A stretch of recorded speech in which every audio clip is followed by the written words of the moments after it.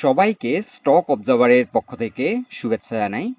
আজ আমরা ইনভেস্টমেন্ট ক্যাটাগরির দুটো স্টক পিক করেছি, লাফার্জ এবং ইউনিক হোটেল। যারা ক্যাপিটাল মার্কেটে রেগুলারলি ইনভেস্ট করছেন, আজকের আলোচনাটি আপনাদের জন্য অনেক মিনিংফুল হবে। সো বন্ধুরা, আলোচনাটি শেষ পর্যন্ত শুনতে থাকুন। আর আলোচনাটির শুরুতেই আমি রিকোয়েস্ট করব, ডিসক্লেমার অংশটি আপনারা ভালো করে পড়ে নেবেন। পুঁজিবাজার ঝুঁকিপূর্ণ। আপনার কোনো পার্সোনাল বাই এবং সেলের কারণে আপনি যদি ক্ষতিগ্রস্ত হয়ে থাকেন, সে দায় স্টক অবজার্ভার বহন করবে না। শুরুতেই আমরা লাফার্জের ফান্ডামেন্টাল সাইটগুলো যদি এক নজর দেখে নিই, লাস্ট কোয়ার্টারে যে ইপিএস আমরা দেখতে পাচ্ছি, এটি একটি চমৎকার ইপিএস। ৳1.64 মতো ইপিএস হয়েছে লাস্ট কোয়ার্টারে, যার কারণে আমরা দেখতে পাচ্ছি পি রেশিও অনেকটা কমে আসছে। এখন পি রেশিও আমরা দেখতে পাচ্ছি 10 পয়েন্টের মতো। আর আমরা যদি লাস্ট 5 ইয়ার্সের ইপিএস এর ধারাবাহিকতা দেখি, এই স্টকটির মধ্যে কিন্তু একটা চমৎকার গ্রোথ আমরা দেখতে পাচ্ছি ইয়ার বাই ইয়ার। এখানে 2018 সালে যেখানে 96 পয়সা ছিল, সেখানে আমরা দেখতে পাচ্ছি 2022 সালে $3.83। সো এখানে একটা কিন্তু ইয়ার বাই ইয়ার খুব সুন্দর একটা গ্রোথ আছে। আর আমরা যদি ডিভিডেন্ড ইল্ড যদি এক নজর দেখি,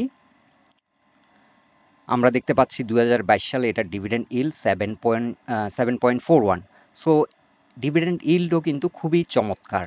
সো এই এক কথায় ইনভেস্টমেন্টের জন্য এই স্টকটি একটা খুব সুন্দর স্টক, এবং এই স্টকটির ইয়ার বাই ইয়ার গ্রোথ আছে, ডিভিডেন্ড ইল্ড খুব ভালো, এবং এটি একটি মাল্টিন্যাশনাল কোম্পানি, যার কারণে তাদের একটা ব্র্যান্ড ভ্যালুও কিন্তু আছে।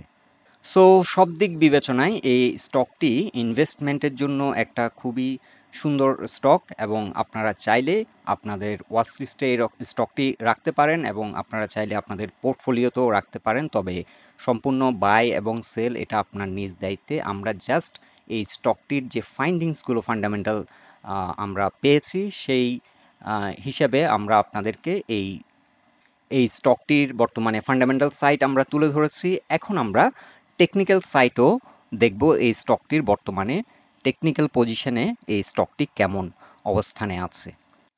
সো এই স্টকটির আমরা প্রথমে ডে চার্টটা এক নজর দেখে নিই।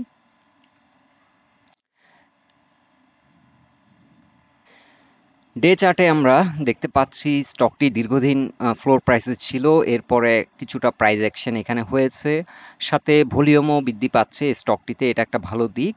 আর এটি ডে চার্টে আপ ট্রেন্ডে আছে, 50, 20 এবং 200 এক্সপোনেনশিয়াল মুভিং অ্যাভারেজের উপরে বর্তমানে অবস্থান করছে। সো ডে চার্টে এই স্টকটির অবস্থান আমরা আপ ট্রেন্ডে বলতে পারি, এই স্টকটি আপ ট্রেন্ডে আছে। আর উইকলি চার্টে যদি এই স্টকটিকে আমরা দেখি, উইকলি চার্টও এই স্টকটি 250 এবং 20 এক্সপোনেনশিয়াল মুভিং অ্যাভারেজের উপরে আছে।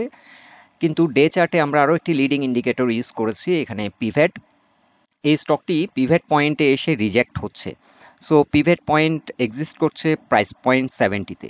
সো 70 এই স্টকটির জন্য একটা রেসিস্ট্যান্স পয়েন্ট, আর 70-র উপরে যদি এই স্টকটি ঘুরে দাঁড়াতে পারে, তাহলে এই স্টকটির নেক্সট গন্তব্য হবে 80 এই প্রাইস পয়েন্টে এসে আবার একটা মেজর রেসিস্ট্যান্স ফেস করবে।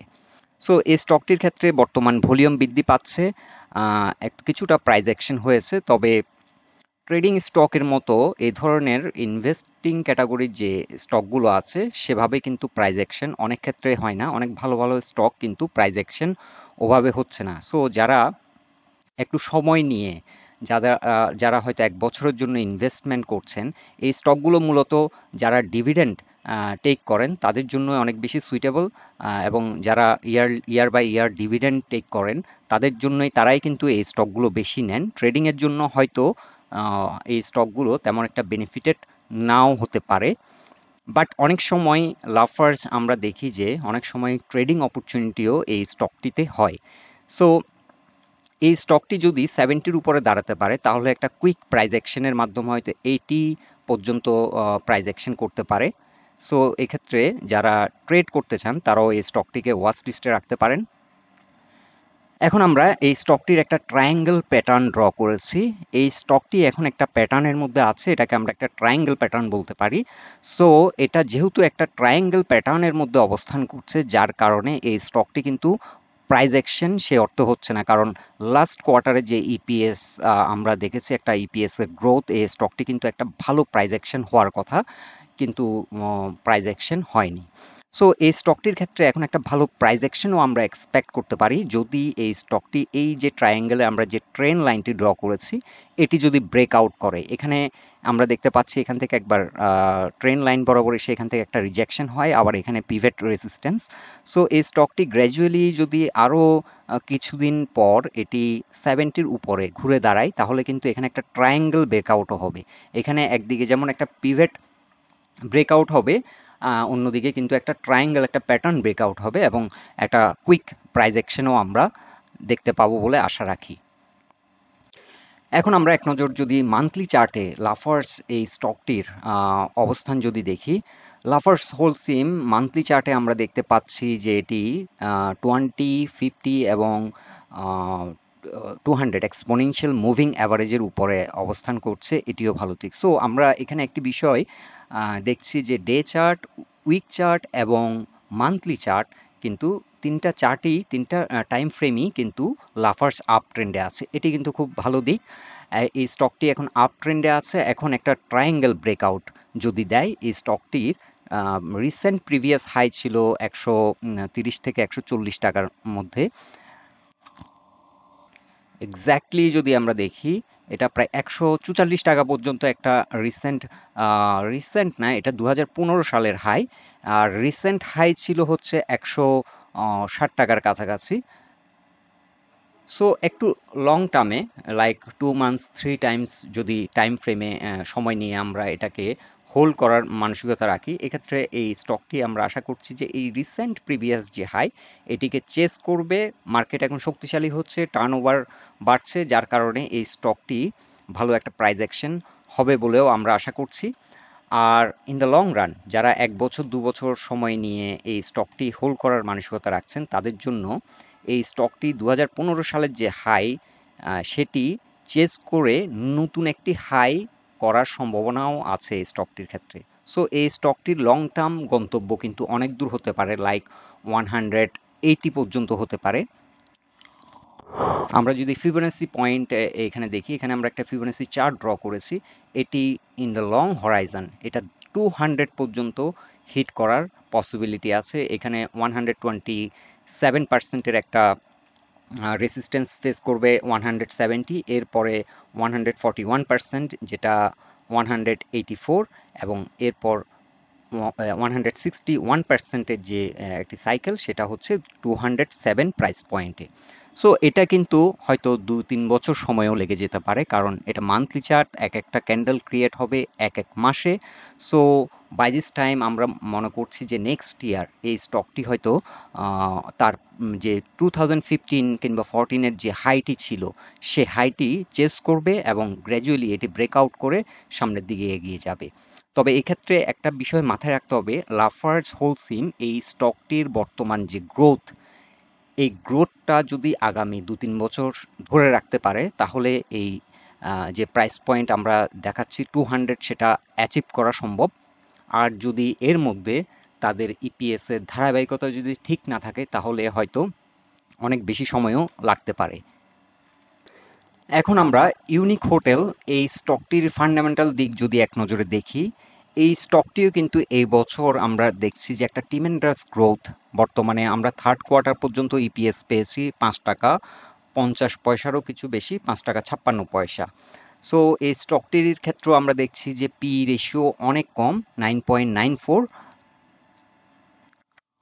এবং ইয়ার বাই ইয়ার এই কোম্পানিটির ইপিএস এর ধারাবাহিকতা যদি আমরা দেখি, এটা আমরা দেখতে পাচ্ছি যে 2022 সালে একটা ভালো গ্রোথ কিন্তু এই কোম্পানিতে হয়েছে, এবং এই বছর আমরা দেখছি আরও গ্রোথটা অনেক বেশি হয়েছে, এটা খুব ভালো দিক। এবং এই স্টকটির এনএভিও কিন্তু অনেক ভালো। আর ডিভিডেন্ড ইল্ডের ক্ষেত্রে আমরা দেখছি কিছুটা উইকনেস, সেটা হচ্ছে লাফার্জে যেমন আমরা একটা ভালো ডিভিডেন্ড ইল্ড পেয়েছি, এই স্টকটির ক্ষেত্রে আমরা কিছুটা কম দেখতে পাচ্ছি 2.38। এখন যেহেতু এই কোম্পানিটি একটা গ্রোথ ফেজে আছে, সামনে হয়তো এটা হতে পারে, অনেক সময় প্রাইস অ্যাকশন হয় সামনে একটা প্রজেকশনকে কেন্দ্র করে, সামনে হয়তো অনেক ইনভেস্টর হয়তো প্রজেক্ট করছে যেহেতু তাদের আর্নিং বাড়ছে তাদের ডিভিডেন্ডের পরিমাণও বাড়বে, সেক্ষেত্রে ডিভিডেন্ড ইল্ডও হয়তো এবছর আমরা ওদের ইয়ার এন্ডে যখন ডিক্লেয়ার করবে সেক্ষেত্রে বাড়ার একটা সম্ভাবনা আছে, যেহেতু আর্নিং বাড়ছে তাদের ডিভিডেন্ড দেওয়ার সক্ষমতাও বাড়ছে। সো ফান্ডামেন্টালি কিন্তু এই কোম্পানিটি অনেকটা চেঞ্জ হচ্ছে, বিশেষ করে তাদের আর্নিং বাড়ছে, যার কারণে এই স্টকটি এখন বর্তমানে গ্রোথ ওরিয়েন্টেড একটি স্টক এবং ইনভেস্টমেন্টের জন্য একটি সুইটেবল স্টক। এখন টেকনিক্যাল প্যারামিটারে আমরা যদি ইউনিক হোটেল এই স্টকটির অবস্থান দেখি, আমরা উইকলি চার্ট নিয়েছি। উইকলি চার্টে আমরা একটি চ্যানেল ড্র করেছি, আর এই স্টকটি এই চ্যানেলের মধ্য দিয়ে কিন্তু খুব সুন্দরভাবে এগিয়ে যাচ্ছে, একটা আপ ট্রেন্ডের মধ্যে আছে। উইকলি চার্টে আমরা দেখতে পাচ্ছি এই স্টকটি আপ ট্রেন্ডে আছে, এবং ডে চার্ট যদি আমরা এক নজর দেখে নিই, ডে চার্টেও কিন্তু স্টকটি আপ ট্রেন্ডে আছে। এবং আমরা রিসেন্টলি আমরা দেখতে পাচ্ছি একটা হিউজ ভলিউম নিয়ে কিন্তু এই স্টকটি এগিয়ে যাচ্ছে। সো এই ট্রেন্ডটিকে আমরা একটা স্ট্রং ট্রেন্ড বলতে পারি। আর এই চ্যানেলের মধ্য দিয়ে যদি এই স্টকটি এগিয়ে যেতে থাকে, তাহলে কিন্তু এটা 100 কোনো একটা পয়েন্টে এসে 100 হয়তো হিট করবে। আর মান্থলি চার্টে যদি আমরা এই স্টকটির অবস্থান দেখি, মান্থলি চার্টে আমরা দেখতে পাচ্ছি স্টকটির অল টাইম হাই ছিল 123। সো এই স্টকটির এখন গন্তব্য কিন্তু তার যে অল টাইম হাই সেটাকে চেস করবে, এবং সেটাকে চেস করার মতো কতটা শক্তি আছে আমরা সেটা দেখতে পাচ্ছি এখানে মান্থলি চার্টে ভলিউম।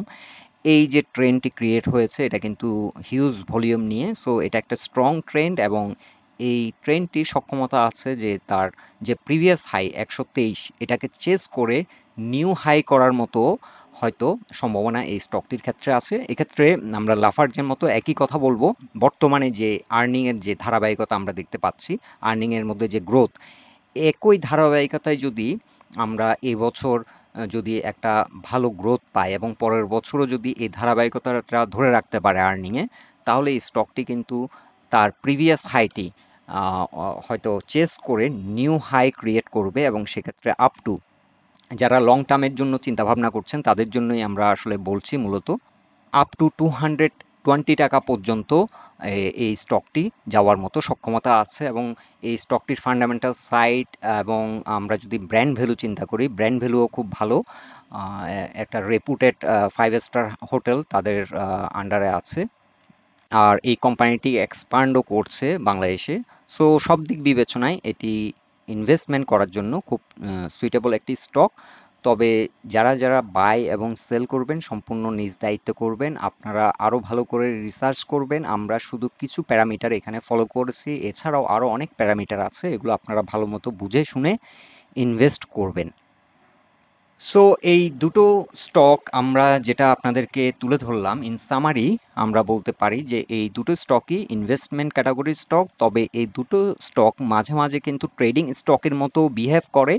এই দুটো স্টকেই বর্তমানে ডিভিডেন্ড আর্নিংয়ের যে একটা সুযোগ আছে, একটা অপরচুনিটি আছে, একই সাথে ক্যাপিটাল গেইন করারও কিন্তু এই দুটো স্টকে ভালো স্কোপ আছে।